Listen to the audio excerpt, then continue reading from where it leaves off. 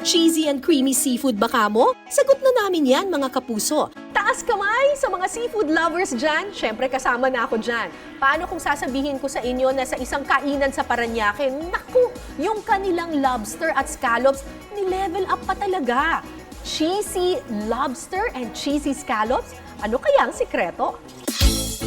Ibibida sa atin ni Joram ang best-seller nilang cheesy baked lobster and scallops.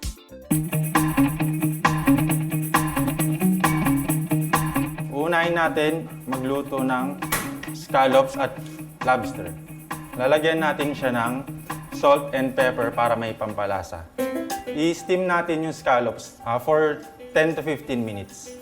Habang niluluto ang lobster at scallops, sisimulan ng iluto ang cheese sauce nito.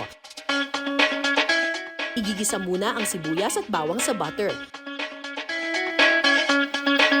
Pagtapos nating igisa, susunod na natin ang gatas.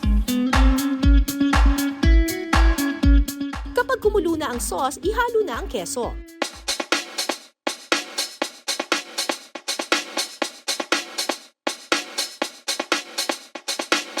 Mas okay na naka-grate na yung cheese para mas madali siyang maluto. Ilalagay na natin ang cornstarch at pepper and salt.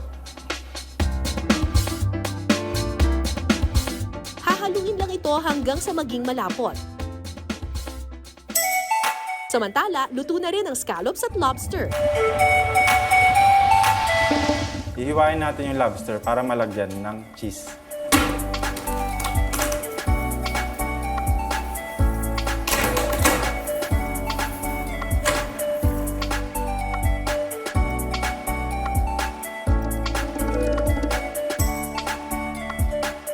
Ilalagay na ang cheese sauce sa scallops at lobster.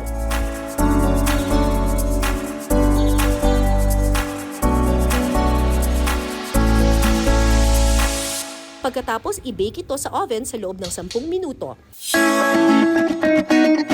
After 10 minutes, pwede nang tikman ang cheesy baked lobster and scallops.